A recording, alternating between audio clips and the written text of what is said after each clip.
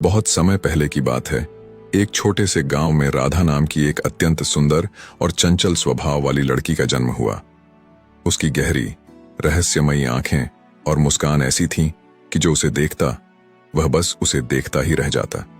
जैसे जैसे वह बड़ी हुई उसकी सुंदरता और भी निखरती गई, लेकिन उसकी आजाद और बेपरवाह जिंदगी का तरीका गांव वालों को खटकता था।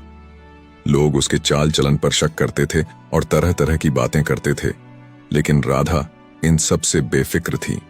वह अपने मन की सुनने वाली लड़की थी और इसीलिए उसे किसी की परवाह नहीं थी। गांव के लोगों की बातों से अनजान एक दिन राधा जंगल में घूमने निकल पड़ी। इस जंगल के बारे में तरह तरह की डरावनी कहानियां थीं। लोग कहते थे कि यहाँ भूत प्रेत का साया है, पर राधा को इन बातों से डर नहीं लगता था। उस दिन वह जंगल के भीतर काफी गहरे तक चली गई और एक छोटी सी झील के पास जा पहुंची।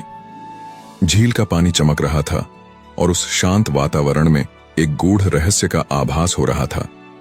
तभी उसकी नजर झील के दूसरी ओर एक युवक पर पड़ी। वह युवक साधारण नहीं लग रहा था। उसके चेहरे पर एक अनजानी शांति थी, लेकिन उसकी आंखों में जैसे एक गहरा राज छुपा हुआ था। राधा को उसकी ओर खींचन महसूस हुआ। उस युवक ने मुस्कुराते हुए उसकी ओर देखा। राधा को उसकी आंखों में अजीब सी गहराई महसूस हुई, जैसे उसमें कोई अनकहा दर्द छिपा हो। बातों बातों में राधा को पता चला कि वह युवक कोई साधारण व्यक्ति नहीं, बल्कि राजकुमार है, जो कुछ समय के लिए अकेलेपन की तलाश में जंगल में आता है। वह दोनों धीरे धीरे मिलने लगे, लेकिन हर मुलाकात में राजकुमार के अंदर कुछ अनकहा सा रह जाता, मानो वह राधा से कुछ छुपा रहा हो। राजकुमार का यह रहस्यमयी अंदाज और गहरे राज राधा को और अधिक उसकी ओर खींचते गए। उसके अंदर कहीं न कहीं यह डर भी था कि आखिर क्यों राजकुमार उससे इस तरह जंगल में चुपके चुपके मिलते हैं। वह कौन सा राज है जो उसे कभी खुलकर नहीं बताता। धीरे धीरे राधा ने उससे पूछना बंद कर दिया और बस उसकी बातों को उसके चेहरे पर पढ़ने की कोशिश करती। एक दिन राजकुमार ने राधा से कहा, राधा, मैं तुमसे एक बड़ा वादा करना चाहता हूं।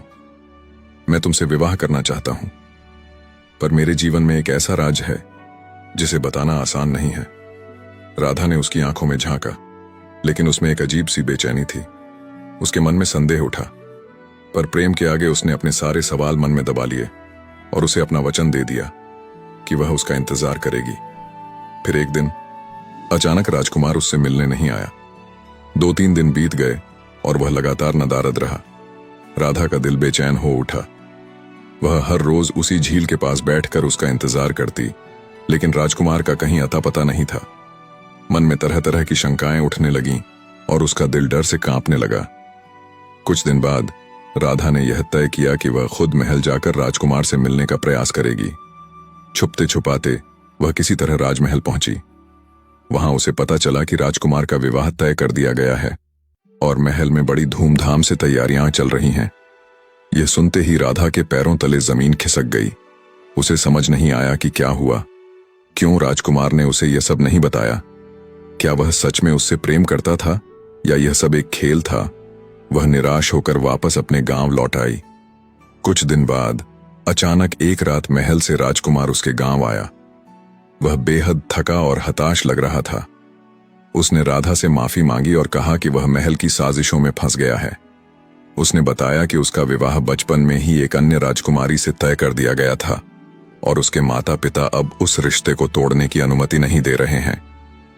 राधा को यह सुनकर लगा कि शायद राजकुमार ने उसे धोखा दिया, लेकिन राजकुमार ने वादा किया कि वह हर हाल में उससे विवाह करेगा, चाहे उसके लिए कितना ही संघर्ष क्यों न करना पड़े। महल में राजकुमार ने अपनी मां, महारानी और कुछ मंत्रियों से बात की। राजकुमार के प्रेम और उसके दुख को देखकर महारानी और मंत्रियों ने राजा को समझाने की कोशिश की। उन्हें राजकुमार की तकलीफ महसूस हुई और उन्होंने राजा से कहा कि यदि उनका बेटा सच्चे मन से राधा को चाहता है तो उसे उसके प्रेम से वंचित करना अनुचित होगा। पर राजा को यह बात आसानी से स्वीकार नहीं हुई। उन्होंने कहा, एक गांव की साधारण और चंचल स्वभाव की लड़की राज परिवार की मर्यादाओं का पालन नहीं कर पाएगी।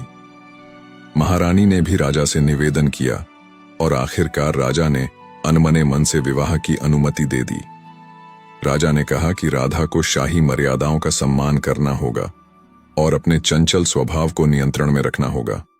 अंततः पूरे राजमहल और गांव में विवाह की तैयारियां होने लगीं। विवाह की रात को भी राजमहल के हर कोने में उत्सव का माहौल था, लेकिन कुछ दरबारी अब भी फुसफुसा रहे थे कि क्या राधा महल के वातावरण में खुद को ढाल पाएगी? क्या वह सचमुच एक आदर्श राजकुमारी बन सकेगी? शादी के बाद राधा का जीवन पूरी तरह से बदल गया। अब वह एक साधारण लड़की नहीं रही, बल्कि एक राजकुमारी बन चुकी थी। महल में उसकी हर गतिविधि पर नजर रखी जाने लगी। उसने अपनी आजादी को धीरे धीरे खोते हुए महसूस किया। उसका चंचल स्वभाव और बेफिक्र अंदाज अब उसे एक बंदिश सा लगने लगा। महल में धीरे धीरे बातें होने लगीं कि राधा महल की गरिमा के अनुसार नहीं ढल पा रही। दरबारी, खासकर राजा, उससे असंतुष्ट रहने लगे। उन्हें लगता कि उसकी पुरानी आदतें फिर से बाहर आ रही हैं। यह देखकर राधा खुद को एक कैद में महसूस करने लगी।